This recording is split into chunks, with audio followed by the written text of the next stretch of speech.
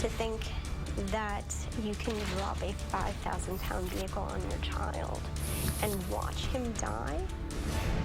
Tonight on 2020, a series of bizarre and deadly freak accidents. 911. I think I need an ambulance. A beloved son crushed to death under a pickup truck. The truck fell on my stepson.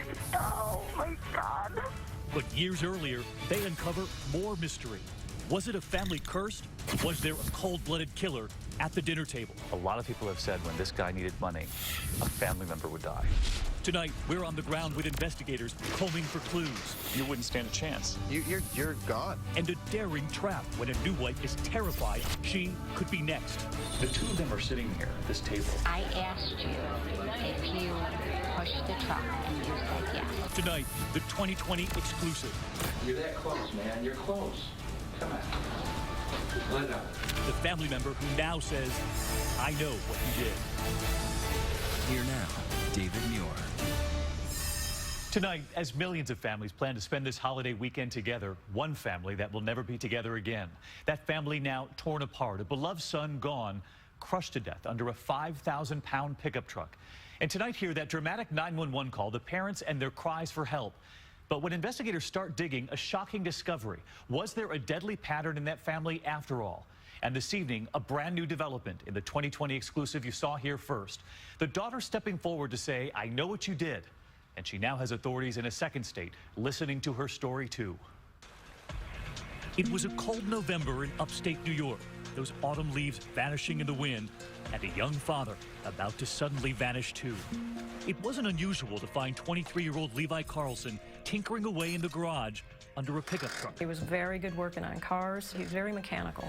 And on one of those crisp fall days back in November of 2008, that's exactly where his father Carl and stepmother Cindy found their beloved son. Only this time, Levi wasn't working under the truck. He was trapped under it, and this was their desperate plea for help. 911. I think I need an ambulance. And what's going on? The truck fell on my stepson. The truck fell on your stepson? And we just got home, and I don't think he's alive. Levi stood little chance against the 3 tons of metal.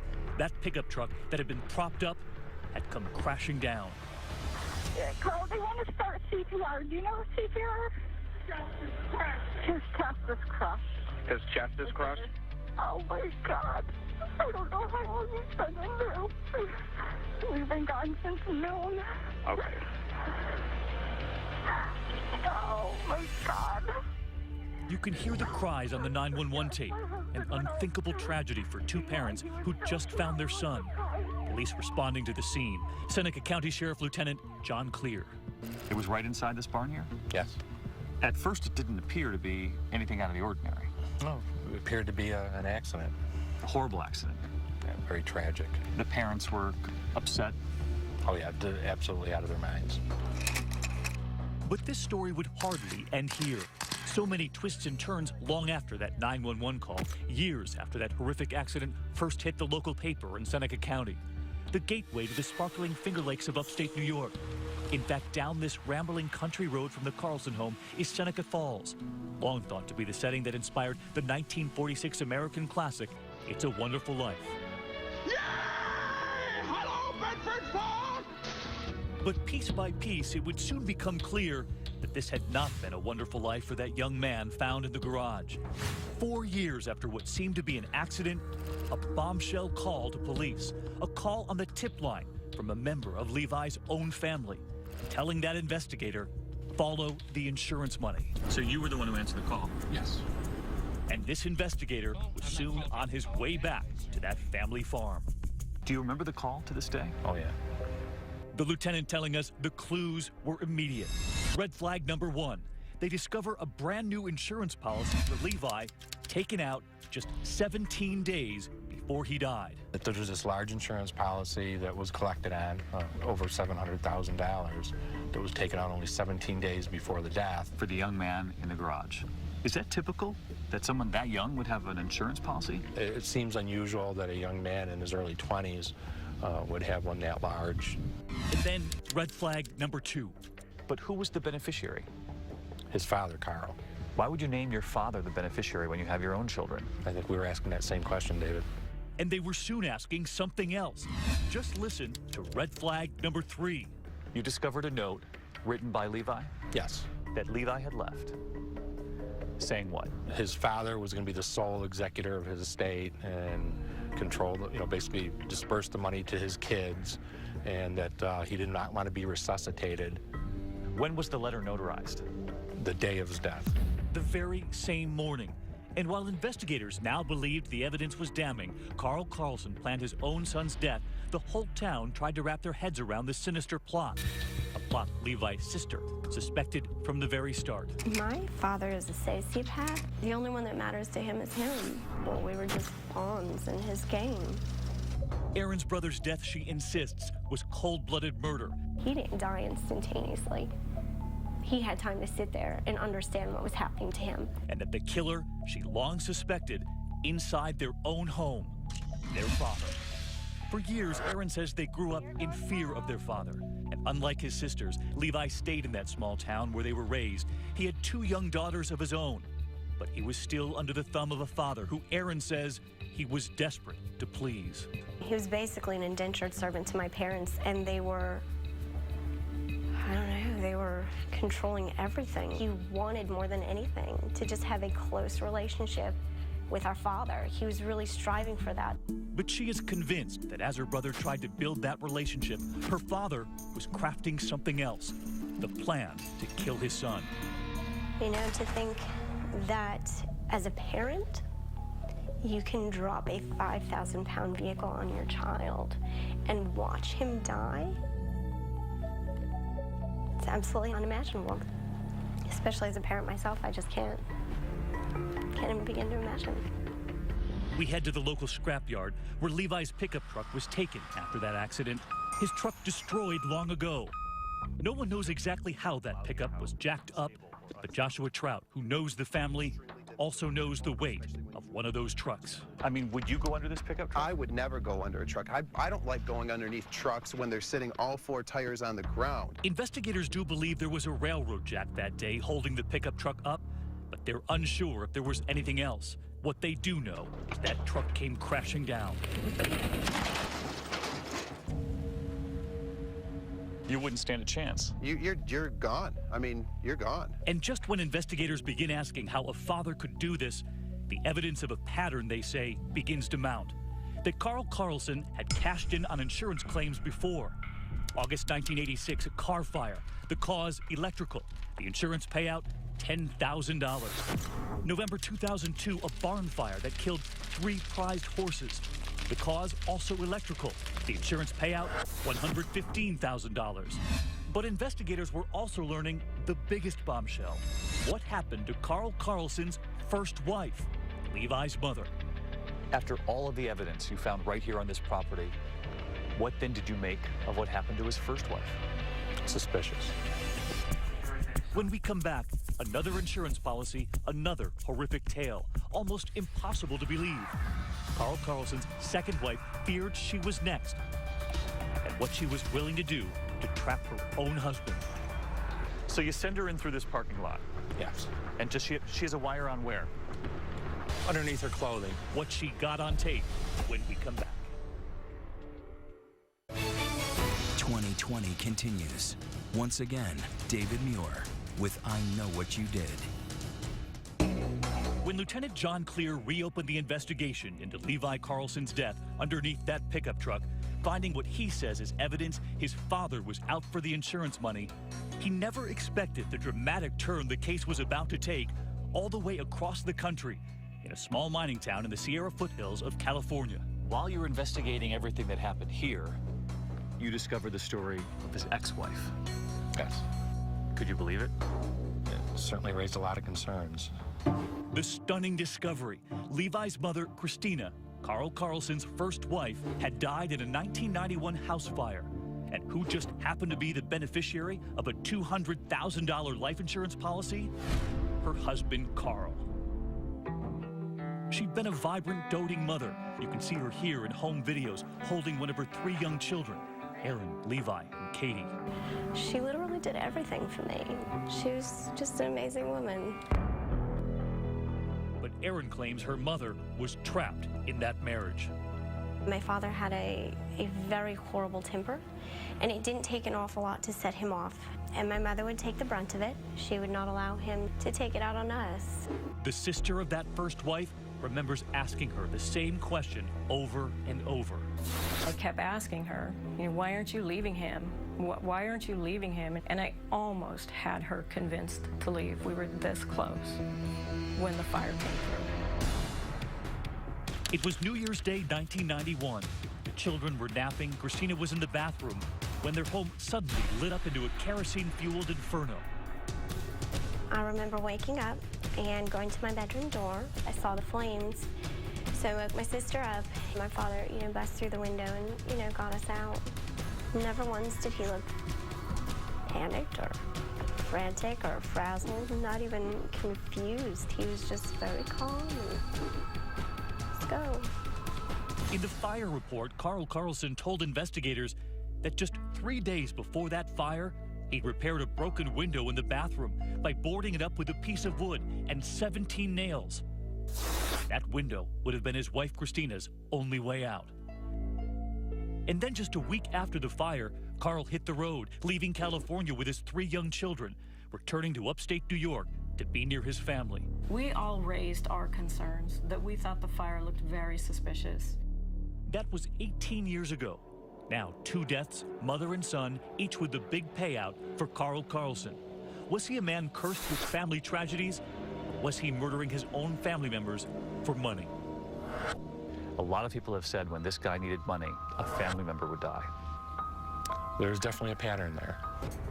Authorities in California begin to reinvestigate, reopening the case of Carl Carlson's first wife.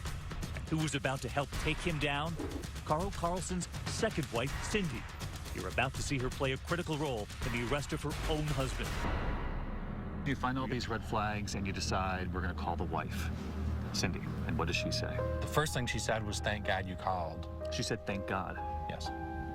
Investigators say Cindy Carlson feared she could be next and had moved out of their home. She was afraid. Yep. She was seeing a pattern. Was she convinced there was a killer in her own home? I think that she suspected it. She believed that there was an insurance policy on her. On her, too? Yeah. When you asked her to help you out, she said yes? She agreed. It was called Operation Abigail's, and it all went down at this local restaurant, known more for its chicken wings than undercover stings. And 2020 was taken right through it. So they walk in as a couple, and she's got the wire on where? Underneath her clothing. And what does he think he's walking into? He thinks he's coming to talk to his wife about getting back together. About reconciliation? Yes. But she has no plan to get back together? No. She's here for you? Yes. Cindy sat down with her husband, that wiretap hidden, with one intention: to catch Carl Carlson on tape confessing to Levi's murder. A confession she had told investigators he'd already made to her once before. So as they're sitting there at that table, how many other undercover investigators are here in the restaurant? There was a total of 4. And this is what they got. I mean, you're sorry about it, right? Every minute. Okay, Carl, and I asked you if you pushed the truck, and you said yes. I didn't push the truck. I said I had nothing to do, but I said I took advantage of the situation once it happened.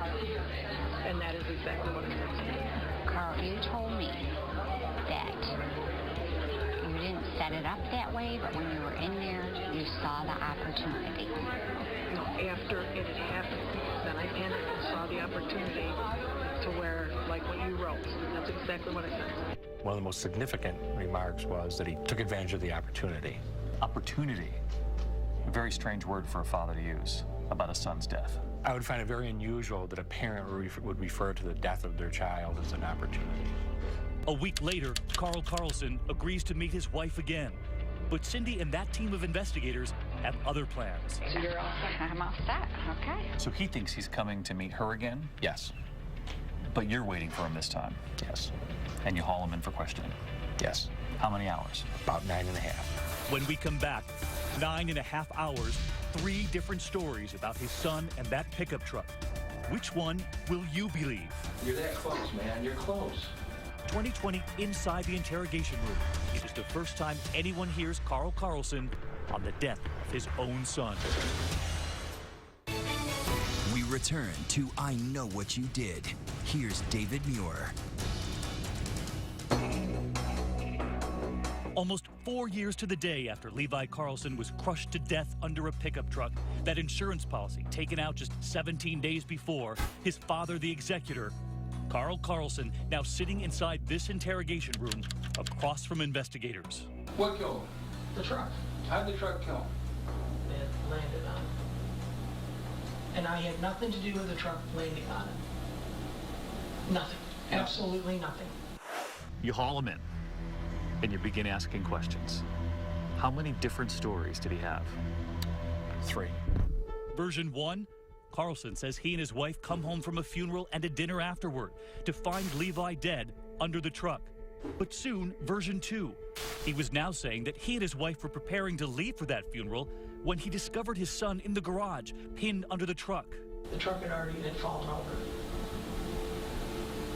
And I found him dead. And So this was around looked noon. at You this. found, around noon or just before noon, you found him. You went out there and the truck was rolled over on him. yeah. And I panicked. I don't know. So you panicked in what regard? Just, I left. So Now, I went to you I saw went- him. Did you run over and call medical help? Call 911 No, to I get didn't help? do anything. I froze. Now, was there a phone in the garage or a cell phone, or No. you gone back to the house and called 911? No, It's given- I went to the funeral. So he saw his son trapped and dead under the truck and still left for the funeral? Yes. He says that father didn't return until 4 hours later. During the interrogation, Carlson asks repeatedly for his pain medication. Medication he says might have altered his behavior the day Levi died. Like I say, whether it was partially to do with the medicine, I don't know. I'm not going to play that card or whatever. And then, several hours into the interrogation, Carl Carlson appears to be on the verge of yet a third version of his story. Never heard him? You're that close, man. You're close. Come on. Let it out. Let it out. Let it out. I'll walk with you, man. I'll walk with you. Was it just a split-second thing? Couldn't hurt him. An accident. I opened the truck door Okay. and they did it. Now, you see how it's happened? We've gone from, he was dead, you walked in there, to now that the fellow, you opened the door. I know. So take the final step. There is no more. I stepped in the truck and fell. And I was just scared. His son trapped by the truck, and yet they still leave the house? Yes. Does that make any sense? No. I can't imagine walking away and leaving your child dying on the floor. They were going to a funeral, Yes. and yet many would argue he had just created one right here in his own garage. It's fair to say that. But Carl Carlson continued to insist he's innocent, opening up to the Syracuse Post-Standard about his son from inside the county jail. Well, Levi, I mean, when he was younger, we had problems with him. School was hard for him. Losing his first mother was really traumatic, would be for anybody. He talks about Levi as a young father, that he took his son back in after Levi's divorce. My wife and I took him back in, and I decided to stick my neck out for him and told him what his responsibilities would be. He became responsible, he had manners, he grew up, and he realized that Mom and Dad weren't out to make his life miserable. He got life back into him. Carlson, now charged with murder in the second degree, entered the Seneca County Courthouse to enter his plea. And in a shocking moment of truth, he pleads guilty to killing his son Levi. Judge Dennis Bender sentencing Carlson to 15 years to life. Levi's sister Erin and her aunt Colette say they're relieved, but still hopeful investigators in California will charge Carl Carlson in the death of his first wife, too. I believe Carl killed my sister and he killed my nephew, and it's all linked to money. And tonight, 23 years after that fire, a new investigation, long after Levi's death. The California DA has now announced they are now charging Carlson with the murder of his first wife, Christine. And I want to hear it from him. I want to hear those words come out his mouth. I want him to look me in my eye and tell me exactly what he did. And then I want him to go away for the rest of forever. When we return, he checked in, but he never checked out, except in a body bag. You open the door, Right. and you see Greg Flanagan on the floor. So how did he die if it wasn't natural, wasn't a suicide, and absolutely no one had been in the room with him? I know how this guy died. I think I know when it happened, and I think I know how we're going to catch him. Can you solve it? I know what you did. Next.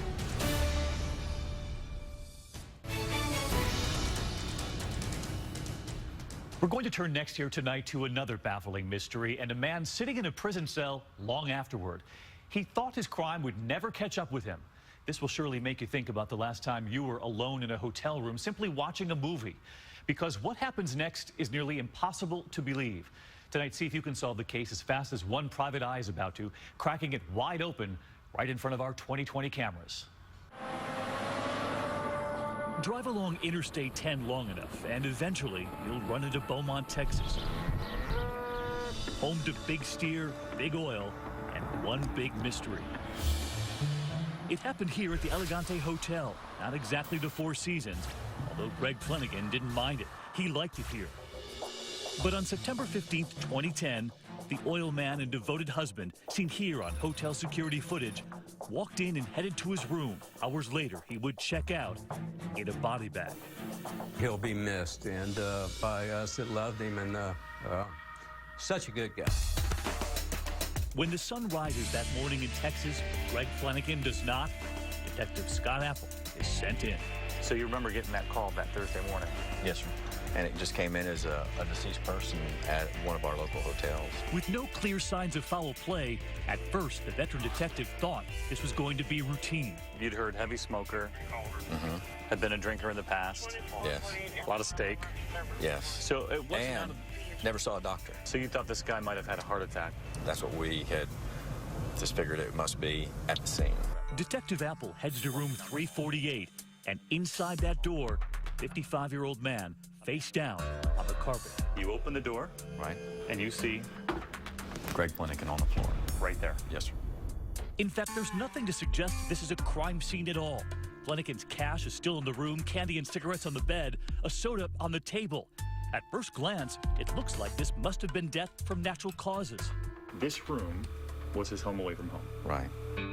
Greg Flanagan had lived a good life. He had a great wife, success in the oil business, many friends, and few, if any, enemies. Give you not only a shirt off his back, but the shoes off his feet. Friend Miles Martin met Greg in the 4th grade in Louisiana, and those boys from the bayou maintained a friendship ever since. I thought, well, those damn cigarettes, they finally, they snuck up on him. Inside room 348, Detective Apple says his initial investigation indicated that the victim had a regular, rather humdrum routine. Flanagan at home with his wife in Louisiana on the weekends, but during the week he would live out of a small suitcase here at the Elegante, doing pretty much the same thing every night. He'd set up, and that was his routine for the evenings. He had his phone to communicate with his wife or business. It seemed the traveling oil man had settled in for the evening. He just ordered Iron Man 2 on pay-per-view. He was a creature of habit, and that was his routine. But this Cajun cowboy had taken his last ride to Texas. All that was needed now was the medical examiner to list a cause of death. Everyone thought the case would be closed. So his body is taken away to the medical examiner. Right. And pending if he can just essentially confirm that it was a heart attack. Dr. Tommy Brown of Fast Talking Texan was the medical examiner here, and he was about to add a shocking twist to the case.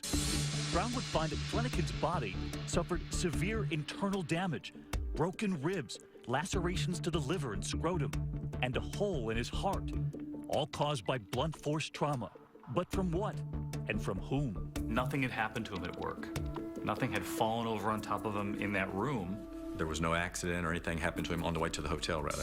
No accident. In fact, the medical examiner was now ruling this death a homicide, convinced that someone had killed him. Did you ever think the ruling would be homicide? No. Detective Apple is a trained sniper, and he was now taking aim at multiple theories. Could he have been seeing another woman? Or maybe the jealous husband? But that's not Greg. Detective Apple wants to know if anything odd happened at the Elegante Hotel that night. But aside from a circuit breaker needing repair in Flanagan's room at 7:30 p.m., it was business as usual. Apple questions the hotel guests in nearby rooms, but their answers offer little help. And who were they? They were some electricians out of Wisconsin down here working at one of our refineries. That's electrician Tim Steinmetz and his colleague Lance Mueller, entering the hotel with beer. They're later joined by fellow electrician Trent Pisano.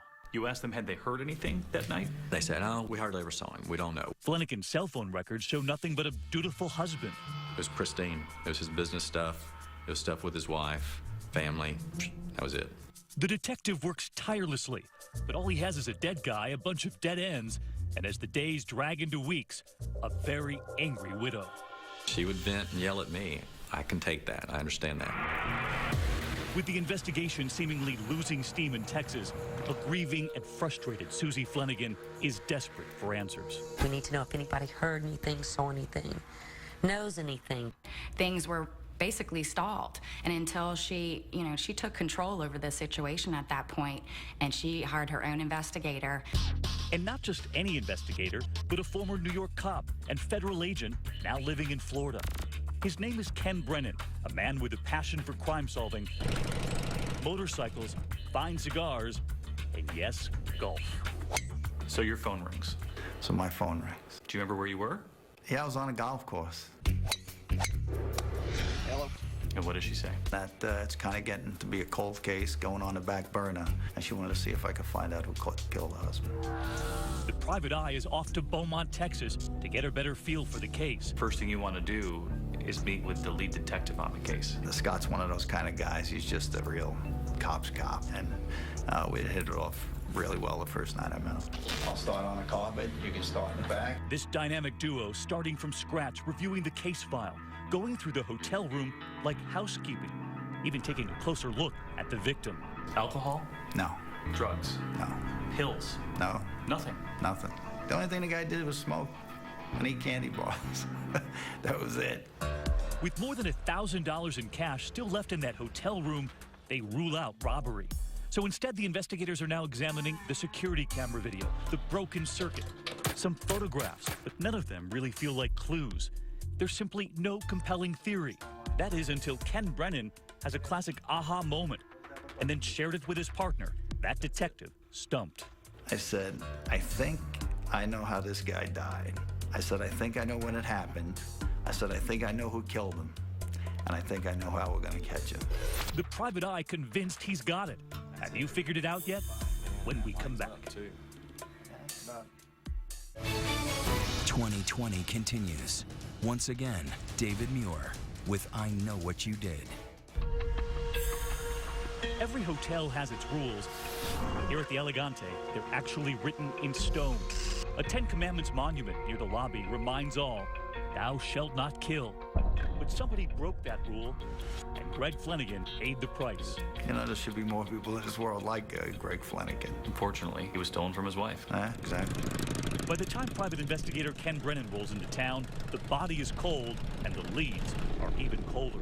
Investigations are like a puzzle. A puzzle has many pieces, but each and every one of those pieces has to fit, and they have to fit perfectly. While the whodunit remains a mystery, the private investigator hones in on the when. This happened between 8:30 and 9 o'clock at night. He loved the room ice cold. His wife always said that, he liked it like a meat locker.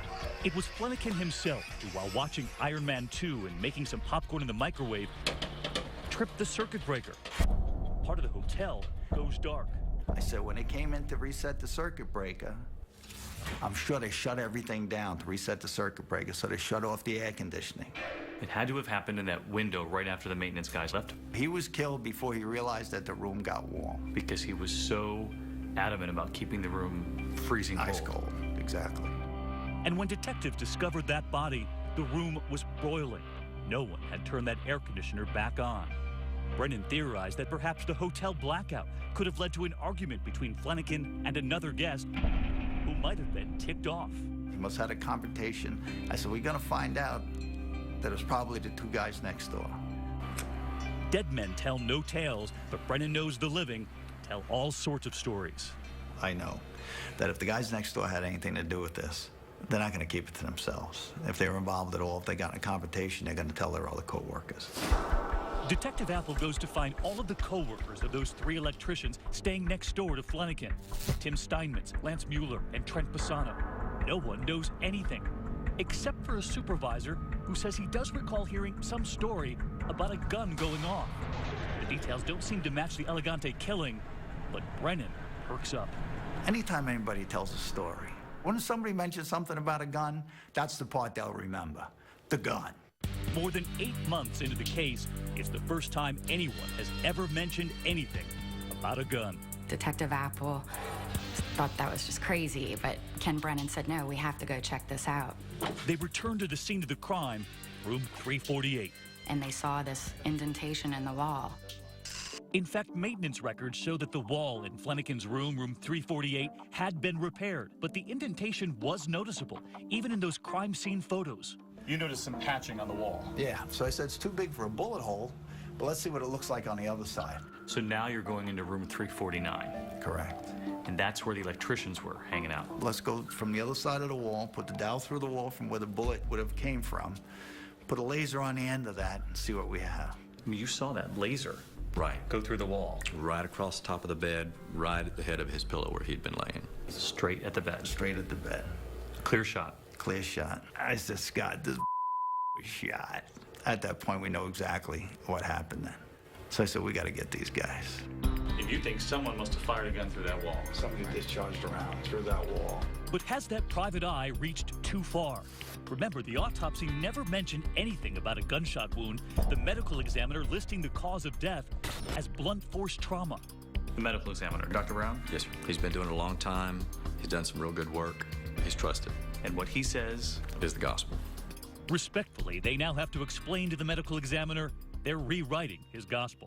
So you tell him your idea, and at first he's not buying it. He's not buying it at all. And he says, hey, he says, this guy was not shot. This guy was beaten to death. But Brennan keeps sliding the proof toward the medical examiner, all of the photos, making his case that all of that internal damage from the groin right up through the heart was caused not by a kick from someone, but from a bullet. I go, Doc, that's a bullet hole. Come on. And he just looked and he goes, oh. His mind was changed. At least he was man enough that when we did show him physical evidence that was contrary to what he believed, that he was man enough to say, okay, you're right. And while the cause of death has suddenly changed, will these men now change their stories? I don't know, like I said. You don't think that we know the story, that we don't know what the hell went on here? Of course we know. What are you, a moron? A private eye preparing to jolt 3 electricians into telling the truth. Just tell us what happened. When we return.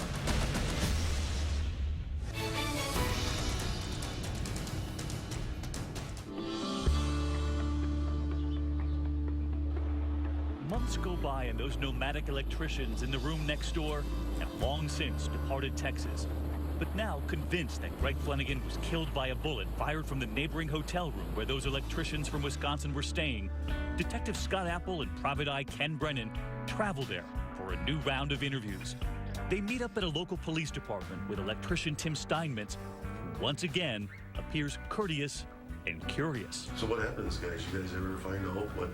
Time and time again, they ask him what he remembers. You didn't hear anything, you don't know anything that went on. Absolutely no idea. No idea. Steinmetz sticks to his original statement that he, Lance Mueller, and Trent Pisano did nothing out of the ordinary that night. No mention of any gunshots. And Steinmetz doesn't just tell that story, he swears to it in writing. I said, let's get a notary as well and have it notarized so it looks even that much more official. You swear everything in this statement's the truth, the whole truth, so help you God? Yes. But just when he thought he was off the hook, investigators pull him back in. It was their plan all along. Is that it? Hang on a second. It wasn't until you signed that statement. Now you got a problem. Okay. You don't think that we know the story, that we don't know what the hell went on here? Of course we know. What are you, a moron? We know. You just made a false police report, that's why. You want to go to jail for that? Tim, we know what happened. We know everything that happened down there. And I realize you're trying to be noble and protect a friend, but you're about to get your whole family in a bind, and it's not worth it. And after the guy started thinking about that, and he says, okay, I'll tell you the truth. Well, then tell us what happened. Steinmetz begins to reveal the pieces of the puzzle, explaining how the evening was fueled by alcohol. Steinmetz and fellow electrician Lance Mueller entering the hotel with that beer. They're later joined by electrician Trent Bassano. And the heavy drinking begins next door in room 349. It was an accident. It really was. It turns out Mueller has a handgun in his truck. And at some point, for some reason, Steinmetz says the third electrician, Trent Bassano, goes to fetch it. We were in the room, and Trent brought Lance's freaking gun up there. And Lance was f***ing with that gun, and he went and loaded it, pulled the freaking trigger, and the gun off. Later that day, they track down the third electrician, and Trent Bassano corroborates the story. Listen as he explains how he nearly became the victim in this case, saying the bullet just missed him. And he goes, bam! And I went, ah! Like this, I'm a bitch. And I looked, and there was a hole. And it was smoking. It turns out that private eye was right. The bullet slicing through the wall in room 349 and heading directly for Flanagan, striking him in the groin area and shooting straight up to his heart, all while he was sitting there watching Iron Man 2. All of that internal damage caused by a single shot, that 9mm handgun. Afterward, Mueller quickly packing up the gun and returning it to his truck, exiting the hotel with a bag, then returning moments later without it. And never telling anyone, those electricians try to cover both their tracks and that bullet hole. And what was it they put in there? Toothpaste. They put toothpaste in the hole, thinking no one would ever notice. Exactly. No one went to check on Greg. No one alerted the front desk. Never bothered to knock, never bothered to put their ear to the door, heard any moaning or anything, nothing. The next day, even when they see a body carried out on a gurney from the room next door, they say nothing. This is not an accident, you know? This is a murder. Pulled that freaking trigger. I sat right there and watched him do it. The only man missing at Confession Central was the shooter himself. Watch as Apple and Brennan have Steinmetz call the gunman. Steinmetz urges Mueller to turn himself in. I said, they probably are going to come and get your ass. I don't know. But now that they know the truth and everything, we should probably try to make some kind of effort, you know? Listen in as Mueller realizes they've figured it out. He pleads no contest to a charge of manslaughter, a judge sentencing him to 10 years in prison. The others are not charged. I don't think he did the right thing. I don't think anybody did the right thing. Inside that courthouse, Susie Flanagan watching on, saying it all could have been avoided had they simply checked on her husband that night. Had he simply come forward, this would have been a completely different, quote, accident. She was disgusted with their behavior. She felt like they basically disregarded him as a human being. Susie did not want to go on camera trying to preserve that quiet life she and her husband once shared. But she did tell us of that private eye she hired. I would trust him with my life. What did Susie say to you? You know, she was determined that, you know, that there would be justice, that she would find out who killed the husband. And she was successfully able to do that. One determined wife, one incredible private eye. Did any of you see that coming? A bullet from the next room? Join the conversation right now on Twitter. Use the hashtag ABC2020. I'm David Muir for Elizabeth and all of us here at 2020 and ABC News. Have a good evening and a safe holiday weekend. Good night.